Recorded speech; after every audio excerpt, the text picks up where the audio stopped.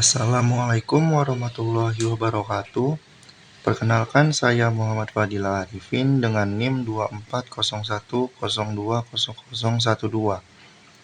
Di sini saya akan menjelaskan apa itu fungsi atau function. Fungsi merupakan suatu blok program yang digunakan untuk melakukan proses-proses tertentu. Sebuah fungsi dibutuhkan untuk menjadi program yang akan kita buat menjadi lebih modular dan mudah untuk dipahami alurnya. Dengan adanya fungsi, maka kita dapat mengurangi duplikasi kode program, sehingga performa dari program yang kita buat pun akan meningkat. Dalam setiap program, setidaknya terdapat satu fungsi utama yang merupakan fungsi awal pemanggilan program, yaitu fungsi main. Tujuan pembuatan fungsi yaitu 1. Program menjadi terstruktur. 2. Menghemat kode program karena dapat mengurangi duplikasi kode. 3. Fungsi dapat dipanggil dari program atau fungsi lain. 4. Mempermudah cek kesalahan. Baiklah, kita masuk ke jenis-jenis fungsi. Terdapat beberapa jenis fungsi dalam pemrograman C++. Yang pertama, fungsi parameter. Parameter dalam suatu variabel yang berfungsi untuk menampung nilai yang akan dikirimkan ke dalam fungsi. Dengan adanya parameter, semua fungsi dapat bersifat dinamis. Yang kedua, fungsi void. Pada umumnya, fungsi void ini digunakan untuk melakukan proses yang tidak menghasilkan nilai, seperti melakukan pengulangan, proses pengesetan nilai, atau yang lainnya. Dalam bahasa C++, fungsi tipe ini kembaliannya akan diisi dengan nilai void. Yang ketiga, fungsi rekursif. Fungsi rekursif adalah proses pemanggilan fungsi oleh dirinya sendiri secara berulang. Istilah rekursi sebenarnya berasal dari bahasa Latin recursus, yang berarti menjalankan ke belakang. Rekursi digunakan untuk penyederhanaan algoritma dari suatu proses, sehingga program yang dihasilkan menjadi lebih efisien. Tipe variabel pada fungsi. Terdapat dua jenis variabel yang digunakan dalam fungsi. Yang pertama, variabel lokal. Variabel yang dideklarasikan dalam suatu blok fungsi tertentu dan hanya dikenal oleh blok fungsi tersebut. Variabel lokal akan dihapus dari memori jika proses sudah meninggalkan blok letak variabel lokalnya. Yang kedua, variabel global. Variabel yang dideklarasikan di luar blok fungsi dan bersifat dikenali oleh semua bagian program. Data-data yang tersimpan dalam sebuah variabel dapat diakses di setiap blok fungsi. Disarankan untuk tidak digunakan, karena variabel ini dapat sharing data dan dapat diubah secara tidak sengaja oleh suatu blok fungsi, sehingga nilainya bisa berubah. Baiklah, di sini saya akan membahas penjelasan soal nomor 1, yaitu buat program inputan menggunakan fungsi untuk menampilkan biodata pribadi. Fungsi yang harus dibuat yaitu 1.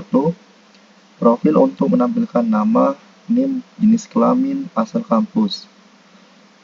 Yang kedua, mahasiswa untuk menampilkan jurusan, semester, dan target IPK.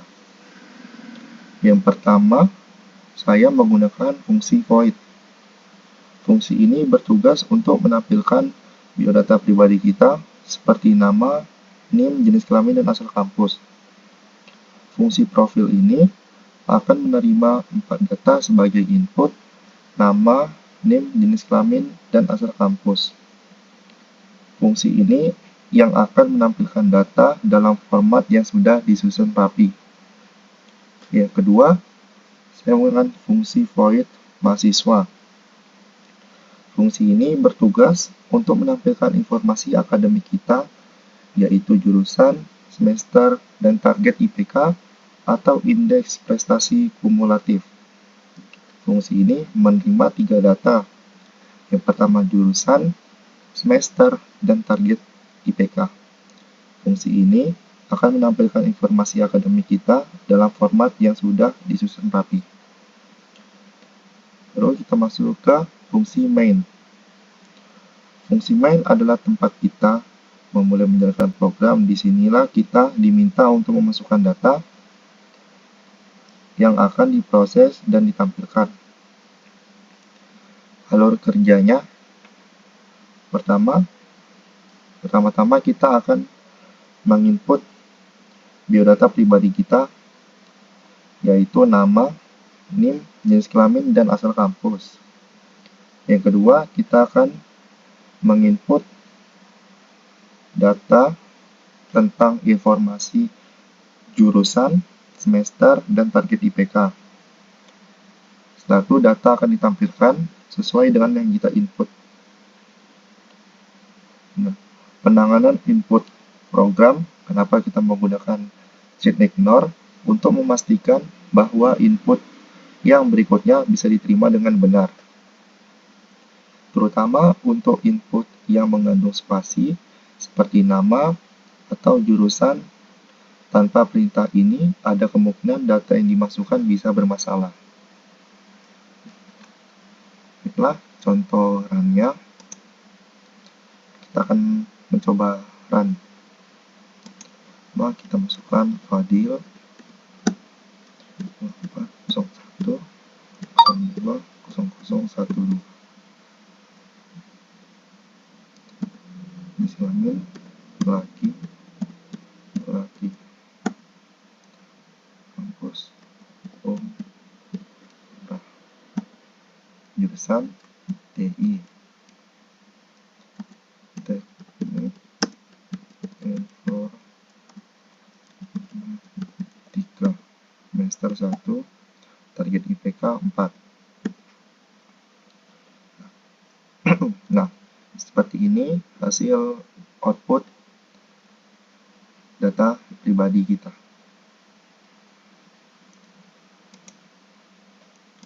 Kemudian kita masuk ke penjelasan soal nomor 2, yaitu buat program inputan menggunakan fungsi untuk operator sederhana dengan 3 bilangan. Fungsi yang harus dibuat yaitu tambah, kurang, bagi, kali.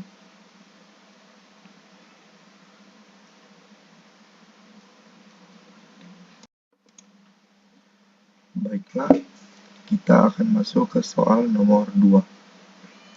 Buat program inputan menggunakan fungsi untuk operator sederhana dengan 3 bilangan. Fungsi yang harus dibuat, tambah, kurang, bagi, kali.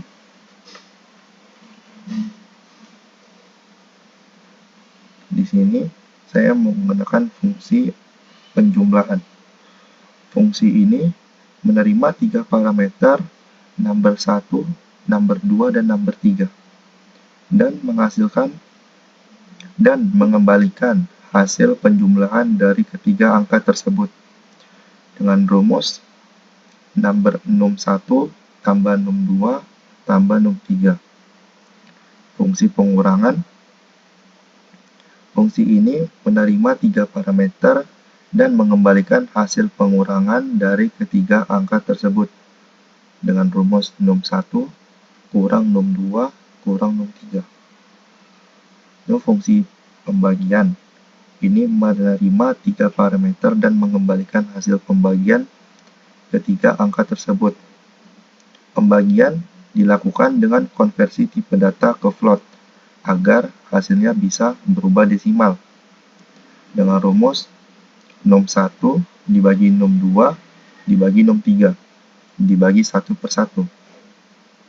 Kita masuk fungsi perkalian. Fungsi ini menerima 3 parameter dan mengembalikan hasil perkalian ketiga angka tersebut dengan rumus num 1 dikali num 2 dikali num 3. Kita masuk ke bagian main. Program akan meminta pengguna atau kita untuk memasukkan 3 angka. Setelah itu, program memanggil fungsi-fungsi yang telah didefinisikan sebelumnya untuk menghitung hasil operasi matematika tambah, kurang, bagi, kali. Program akan menampilkan hasil dari setiap operasi, tambah, kurang, bagi, dan kali. Dengan contoh, kita masukkan angka pertama yaitu 10, angka kedua kita masukkan 20, dan angka ketiga kita masukkan 5. Nah, maka hasilnya akan seperti ini.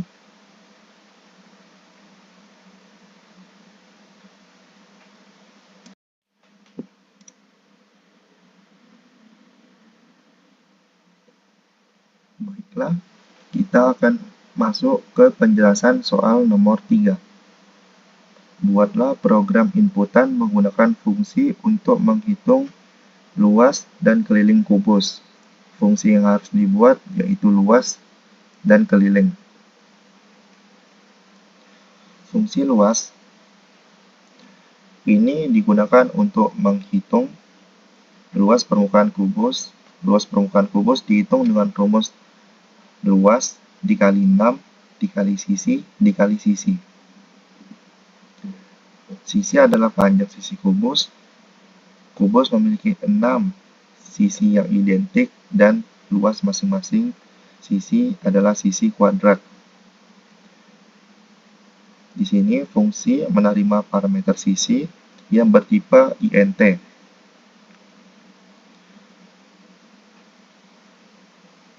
Fungsi kemudian mengembalikan hasil perhitungan luas ke permukaan kubus. Kita masuk ke fungsi keliling. Fungsi ini digunakan untuk menghitung keliling kubus. Tetapi yang dimaksud di sini adalah keliling salah satu dari sisi kubus. Keliling dari satu sisi kubus dihitung dengan rumus keliling sama dengan 2 kali sisi. Fungsi di sini fungsi menerima parameter sisi, kemudian mengembalikan hasil perhitungan keliling kubus 12 kali sisi. Kita masuk ke bagian main. Bagian ini untuk meminta input dari kita dengan memanggil kedua fungsi luas dan keliling dan menampilkan hasilnya. Di sini program berjalan meminta kita untuk memasukkan panjang sisi kubus dan kemudian memanggil fungsi luas dan keliling untuk menghitung luas keliling kubus berdasarkan panjang sisi yang dimasukkan. Dengan contoh, kita masukkan panjang sisi kubusnya yaitu 20. Nah, maka hasil luas kubusnya 2400 dan hasil keliling kubusnya yaitu 240.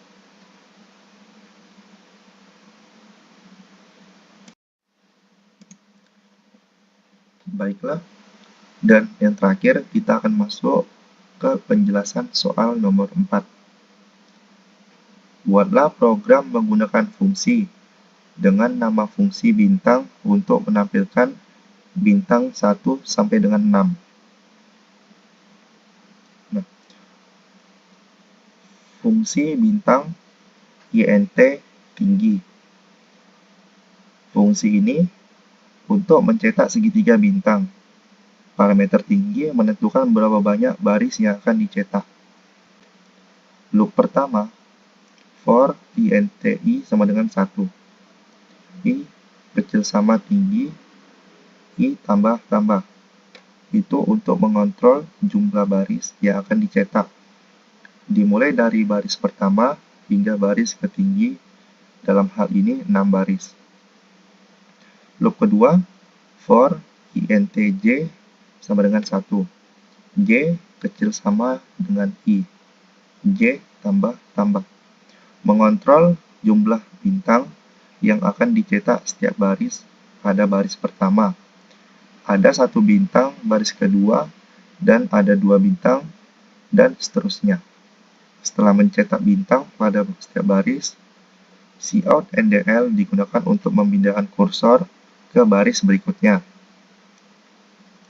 Termasuk ke fungsi main. nilai tinggi bintang sudah ditetapkan menjadi 6, yang berarti segitiga yang dicetak akan memiliki 6 baris. Program akan menampilkan pesan program membuat segitiga bintang sebagai instruksi atau juga bisa digunakan sebagai judul. Fungsi bintang atau tinggi bintang dipanggil untuk mencetak segitiga bintang dengan tinggi 6, dan program akan berakhir setelah mencetak segitiga bintang. Dengan contoh, jika kita run, maka hasilnya langsung keluar segitiga 6 bintang. Sekian dari saya. Jika ada salah, saya mohon maaf. Saya tutup dengan wabillahi taufiq wal hidayah. Wassalamualaikum warahmatullahi wabarakatuh.